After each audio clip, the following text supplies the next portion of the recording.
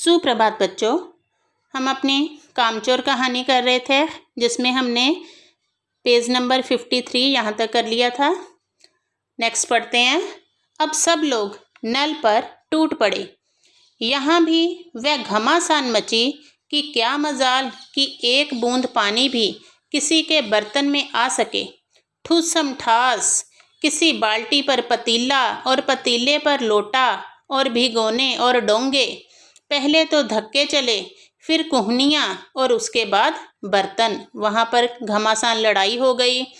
जिसने नीचे बाल्टी रखी थी, बाल्टी के ऊपर पतीला रखा गया, पतीले के ऊपर लोटा और भिगोने और डोंगे ऊपर ऊपर रख दिए गए। वहाँ पर धक्के चले, फिर एक दूसरे को कुहनियाँ मारी, फिर बर्तन चले। फौरन, फौरन मीन तुरंत, फौरन बड़े भाइयों, बहनों, मामुओं और दमदार मौसियों, फूफियों की कुमक भेजी गई। ये सारे मिलके एक ही परिवार में रहते हैं। कुमक मिने सेना। फौज मैदान में हथियार फेंककर पीठ दिखा गई। हथियार उनके पास कौन थे कि ये सारे बर्तन। तो जो फौज थी वो अपने हथियार वहीं छोड़कर भाग गई। इस धींगा मुश्ती में, धींगा मुश्ती धक्का मुक्की में, कुछ बच्चे कीचड़ में लथपथ हो गए, जिन्हें नहलाकर कपड़े बदलवाने के लिए नौकरों की वर्तमान संख्या काफ़ी नहीं थी। पास के बंगलों से नौकर आए और 4 आना प्रति बच्चा के हिसाब से नहलवाए गए। इस तरह जब धक्का मुक्की चली तो कुछ बच्चे, जो छोटे बच्चे कुछ थे, वह कीचड़ में लथपथ हो गए। अब उन्हें नहलाने के लिए जो घर के नौकर थी उनकी संख्या काफ़ी नहीं थी, इसलिए आस पड़ोस के बंगलों से नौकर बुलाए गए। उन्होंने 4 आना प्रति बच्चा के हिसाब से लिया और बच्चों को नहलाकर उस कीचड़ से साफ किया। हम लोग कायल हो गए कि सचमुच ये सफाई का काम अपने बस की बात नहीं और ना पेड़ों की देखभाल हमसे हो सकती है। कम से कम मुर्गियां ही बंद कर दें। बस शाम ही से जो बांस छड़ी हाथ पड़ी लेकर मुर्गियां हाँकने लगे। चल दड़बे दड़बे, दड़बे होता है मुर्गियों को रखने की जगह। तो जिसके हाथ में जो बांस छड़ी छोटी मोटी आई, उन्होंने मुर्गियों को उनके दड़बे में भेजने के लिए उनके पीछे चल पड़े। चल दड़बे दड़बे दड़बे। पर साहब, मुर्गियों को भी किसी ने हमारे विरुद्ध भड़का रखा था। ऊट पटांग इधर उधर कूदने लगी।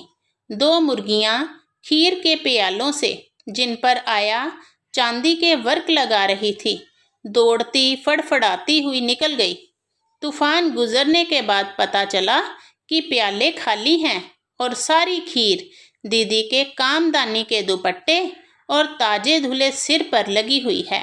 कामदानी का दुपट्टा मतलब जो कढ़ाईदार दुपट्टा होता है, कढ़ाईदार दुपट्टा।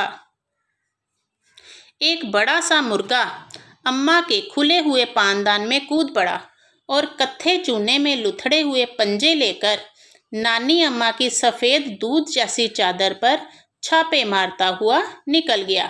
इस तरह से जब बच्चों ने मुर्गियों को उनके दड़बे में भेजने का निश्चय किया तो मुर्गियों ने भी ठाना हुआ था कि आज दड़बे में नहीं जाएंगे। 2 मुर्गियां खीर के प्यालों पर से निकली, जहां आया जो थी वो चांदी का वर्क लगा रही थी।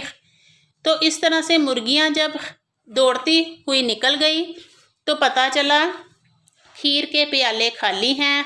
सारी खीर दीदी के कामदानी के दुपट्टे, कढ़ाईदार जो दुपट्टा था और जो ताजे धुले हुए सिर पर लगी हुई है। एक बड़ा सा मुर्गा जो अम्मा का खुला हुआ पानदान था उस पर कूद पड़ा।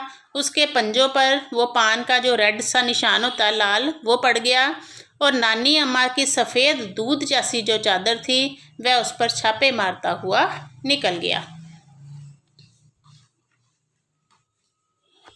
बड़ा ही मज़ेदार लेसन है ये, लेकिन साथ साथ हमने इसमें शिक्षा भी लेनी है कि हमें ऐसे नहीं बनना। एक मुर्गी दाल की पतीली में छपाक मारकर भागी और सीधी जाकर मोरी में इस तरह से फिसली कि सारी कीचड़ मौसी जी के मुंह पर पड़ी, जो बैठी हुई हाथ मुंह धो रही थी। इधर सारी मुर्गियां बेनकेल का ऊंट बनी चारों तरफ दौड़ रही थी।